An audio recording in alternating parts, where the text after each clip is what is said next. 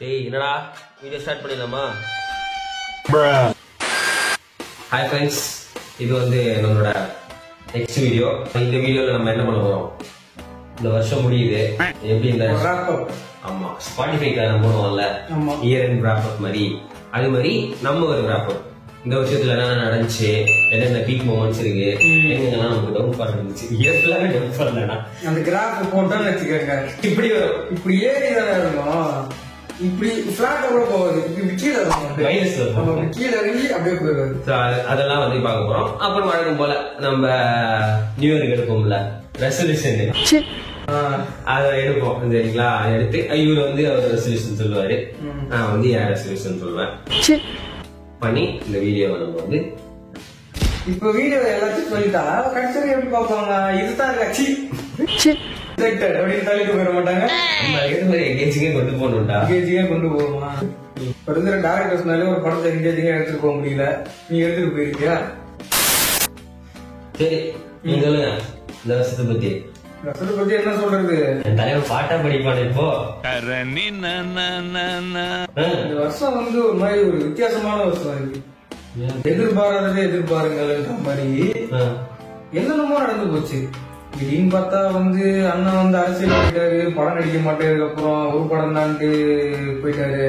எங்க தலை இருக்காருல்ல, எங்க தலை தோனி, அவர் வந்து பார்த்துக்க தெரிஞ்சு இந்த வருஷம் கடைசி வருஷமா இருக்குன்னு நினைக்கிறேன். அவரு சொல்லலாம் இவனுங்களே சொல்லிடுறாரு மோஸ்ட்லி இந்த கடைசி வருஷம் சான்ஸ் இருக்கு. ரொம்ப ரோஹித் சர்மா திடீர்னு அவங்க T20 ஆட மாட்டேதுக்கு அப்புறம் அப்படின்ட்டு, ஜடேஜாவும் அதே மாதிரிதான். வேற என்ன உங்களுக்கு? அஸ்வின் வேற இப்போ ரீசெண்டா இருந்து ரிட்டையர் ஆகிறேன்னு சொல்லி, நான் கிரிக்கெட் கூட ஃபாலோ பண்ண மாட்டேன், சும்மா அந்த நியூஸ் பார்த்தேன். ஃபீல்ட்ல வந்து அது வேற ஒரு மாற்றா போயிட்டு. உங்களால் பத்தி பேசுங்க. இங்க ஆமா எதிர்பார்க்கல, திடீர்னு பார்த்தா எஸ்கே நம்மளோட வந்து நெகட்டிவ் ரிவ்யூஸ் இல்லாம ஃபுல் பாசிட்டிவ் ரிவ்யூஸ் வருது.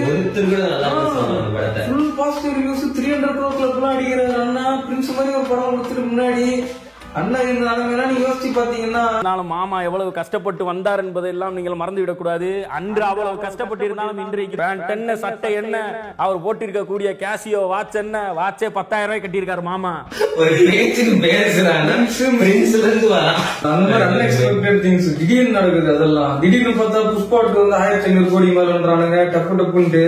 அண்ணன் தெலுங்குக்கு போயிருக்காரு. ஆனா 1500 கோடி அங்கதான் நீ வடக்கன் சார் வந்து பாராட்டு. அவங்க மந்தியில ரீச் ஆனது ஒரு கலெக்ஷன் வரும், இல்லைன்னா வராது. அதான் ஹை பட்ஜெட் போத்துக்குடி படம் தான் அது. எனக்கு வந்து இந்த வருஷம் வந்து ஒரு செல்வராகவன் படம். எதனால என்ன நடக்குதுன்னு எனக்கே தெரியல. அது வருது இது வருது, என்னடா நீ வந்துட்ட, என்னடா நீ போயிட்ட, நீ எங்க போறீங்க, நீ கூட எங்க போறீங்க அப்படி, நீ என்னடா அடிக்கிற அப்படின்ற மாதிரி. யாரு போனா நான் வந்து பொதுவா சொல்றேன். ஆமா நம்ம நிறைய படத்துக்கு போனோம் இந்த வருஷம். படம் தான் ஃபுல்லா போச்சு. அதுல ஒரு சம படம்னா இந்த படம் சொல்லலாம். எனக்கு நான் அமரன் சொல்றேன், மகாராஜா சொல்லுங்க. நானே இவர் கூட தான் போய் படம் நம்ம தான் பார்த்தோம். அதாவது நான் வந்து மகாராஜா படத்தை சென்டர்ல உட்காந்துருக்கேன், இந்த சைடு உட்காந்துருக்கேன், இன்னொரு சைடு வந்து போன வீடியோல ஒரு சாமி கேமரா எடுத்திருந்தாருல, அவர் அந்த சைடு உட்காந்துட்டு இருந்தாரு. அந்த மாதிரி இந்த ப்ரூட்டல் சீன்ஸ், அந்த மாதிரி ரொம்ப எமோஷனல் சீன்ஸ் ஏன் தொடைய போட்டு அமுக்குறானுங்க ரெண்டு பேர் கையும் பயம்.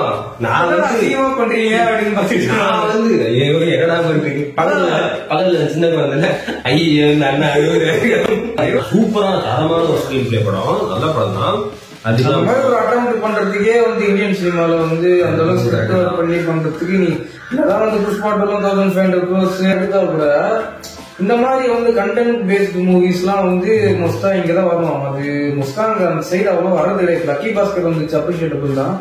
போற போக்குல பேன் இந்தியாவுக்கு ஒரு போட்டு செமைங்க.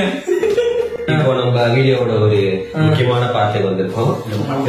மொத்த வீடியோவுமே அதுதான். இப்போ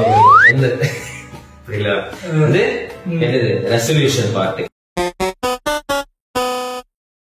எல்லாருமே வந்து ரெசல்யூஷன் எடுக்கிறது வழக்கம் தான். நியூ இயர் வந்துட்டா, டிசம்பர் வந்துட்டாலே ஒரு குதூகலம் தான். அடுத்து என்ன ரெசல்யூஷன் சொல்ல போறோம் என்ன அப்படின்ட்டு ஃபர்ஸ்ட் வந்து எல்லா நம்ம மாதிரி பசங்க எல்லாமே எடுக்கிற ஒரு ரெசல்யூஷன் அது ஜிம்முக்கு போறான்.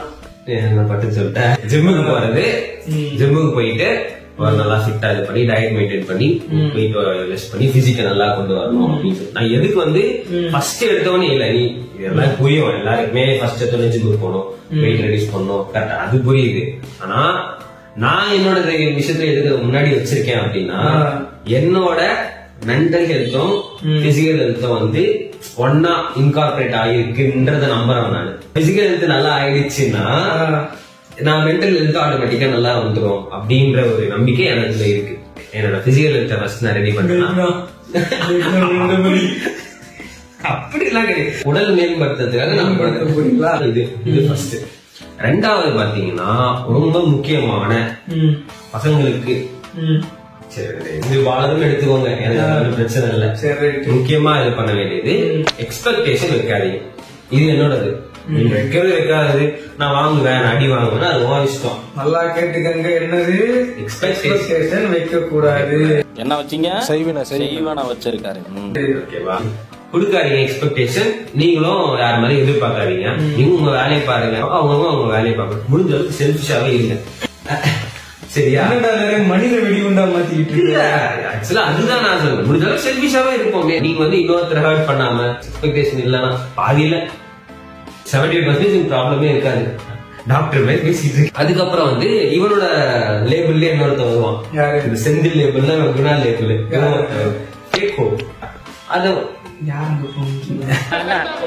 அடுத்த படத்தை சொல்லிட்டு கிளம்புங்க அப்படிலாம் யாருக்கு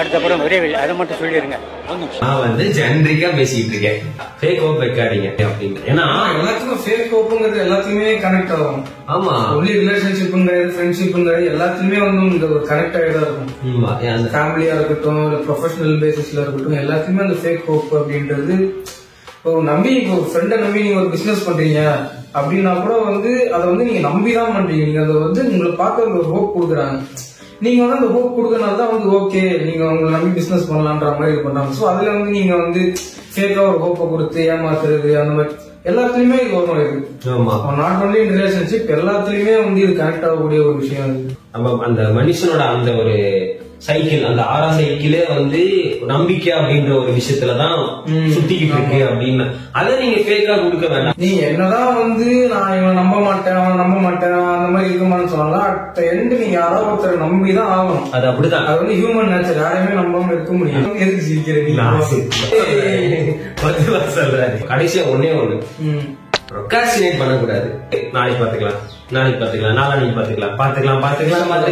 டிசம்பரே வந்துருச்சு இந்த ஒரு நாளும் வந்து என்னோட ரெசல்யூஷன்ஸ் உங்களுக்கு இந்த ரெசல்யூஷன் உங்களுக்கு எடுத்துக்கணும்னு தோணுச்சுன்னா நீங்க அதை ஃபாலோ பண்ணலாம் என் தலைவன் அவன் ரெசல்யூஷன் பத்தி சொல்லுவான் ரெசல்யூஷன் நான் வந்து மோஸ்ட் எடுக்கிறது இல்ல இந்த வருஷம் கிடையாது போன வருஷமா நான் எடுக்கல ஜிம்முக்கு எல்லாம் போவேன்னு சொன்னா நான் இந்த வருஷம் ஜிம்முக்கு போக மாட்டேன் நான் ஏன்னா வந்து லாஸ்ட் 2 இயர்ஸ்மே வந்து நான் என்ன பண்ணேன் ஜான்வரி போயிட்டு பிப்ரவரி எடுத்துருவேன் 2 வருஷமா கண்டினியூஸா நடக்குது 2 months ஆனா இந்த வருஷம் என்னன்னா நம்மளால முடியல போய் பண்றதுக்கு எதுக்கு தேவையில்லாம அட்டென்டிவா இல்லைன்னா எதுவும் ஒரு விஷயம் பண்ணணும் நெக்ஸ்ட் என்னன்னா நார்மலைசிங் ஷிட்ஸ்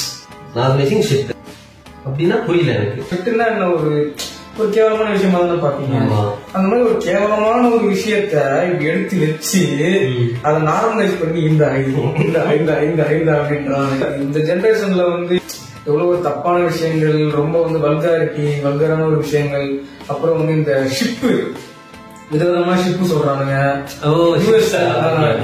யூஎஸ் கல்ச்சர்லாம் இங்க கொண்டு வரன்றானுங்க இப்போ யூஎஸ்ல அங்க அது பண்றாங்க இங்க அது பண்றாங்க நீங்க என்ன இன்னும் இப்படியே இருக்கீங்க அந்த மாதிரி பண்ற விஷயங்கள் நிறைய இருக்கு நார்மலைஸ் பண்ண வேண்டிய விஷயங்கள் அதெல்லாம் விட்டுட்டு எந்த தப்பு பண்ணா வந்து அந்த தப்பை மறைக்கிற விஷயத்த வந்து நார்மலைஸ் பண்றது இப்ப நீ ஒரு தப்பு பண்ணிட்ட அந்த தப்பை வந்து மத்தவங்க எல்லாம் பார்த்தா வந்து என்ன இவன் கெட்டவன் என்ன இவ்வளவு தப்பு பண்றான்றது தெரியக்கூடாது உன்னை நியாயப்படுத்திக்கணுங்கிறதுக்காக அந்த விஷயத்த நீ நார்மலைஸ் பண்ற அதுக்கு வந்து ஒரு பெயர் சுட்டி இதுதான் இந்த ஷிப்பு தான் அது இல்ல இதுதான் அது வந்து தப்பு கிடையாது நார்மலைஸ் பண்ணுங்க இது என்ன தப்புன்றீங்க உங்களுக்கு நீங்க தான் வந்து ரொம்ப பிற்போக்கா யோசிக்கிறீங்க அப்படின்னு சொல்லி ஒரு ஷிட்ட வந்து நார்மலைஸ் பண்ணுங்க பெயிண்ட் அடிக்கிறாங்க கோல்டு கலர் அடிக்கிறாங்க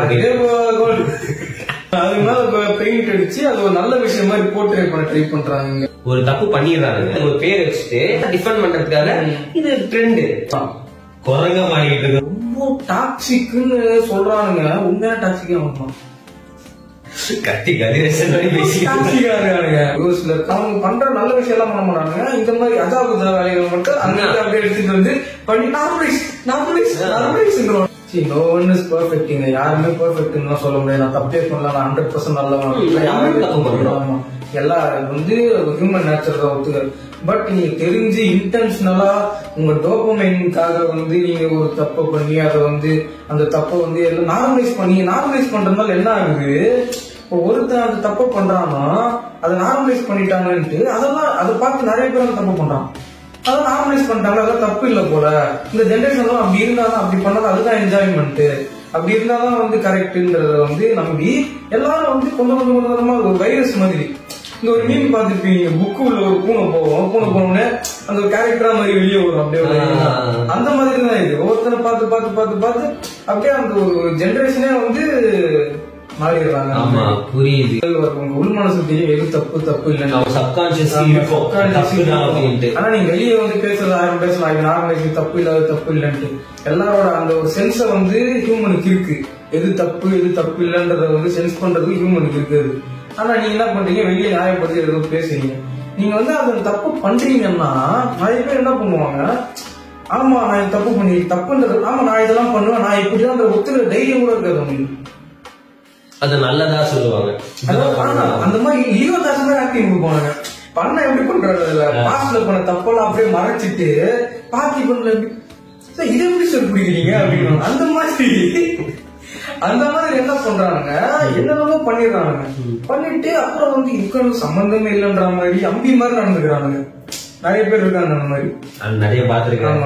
அவங்களுக்கு சம்பந்தமே இல்லாத மாதிரி அதெல்லாம் பண்ணவே இல்லைன்ற மாதிரி ஒரு ஆக்டிங் இருக்கும். சோ நீங்க ஒரு விஷயம் பண்றீங்க அப்படின்னா அந்த பண்ற விஷயத்த வந்து ஒத்துக்க கூட உங்களுக்கு தைரியம் இல்லை அப்படின்னா விஷயத்த பண்ணாதீங்க. இல்லன்னா நான் இப்படிதான் அப்படின்றது ஒத்துக்கிட்டு போற ஒரு கட்ஸ் இருக்கும். சொல்றேன், டோன்ட் நார்மலைஸ். எல்லாமே ஒரு ரெசல்யூஷன் மாதிரி தான் இது. இப்ப நீங்க வந்து இதெல்லாம் வந்து ஃபாலோ பண்ணி நீங்க வந்து அடுத்த வருஷத்துல வந்து இதெல்லாம் பண்ணாம இருந்தீங்கன்னா இதே ஒரு ரெசல்யூஷன் தான். நீங்க செல்ஃப் டெவலப்மெண்ட் தான் ரெசல்யூஷன் நினைச்சிட்டு இருக்கீங்க. நான் ஜிம்முக்கு போன ப்ரொகாசினேட் பண்ண மாட்டேன், நான் வந்து இதை பண்ணுவேன் அதை பண்ணுவேன், அது கரெக்ட் தான், நான் தப்புன்னு சொல்லல. பட் வந்து இப்ப இருக்கிற ஜெனரேஷன்ல வந்து இந்த மாதிரி விஷயங்களும் நிறைய போயிட்டு இருக்கனால ட்ரை டு பி குட் அவ்வளவுதான் சொல்லுவேன். அதனால இந்த விஷயங்கள்லாம் ட்ரை பண்ணா நல்லா இருக்கும்.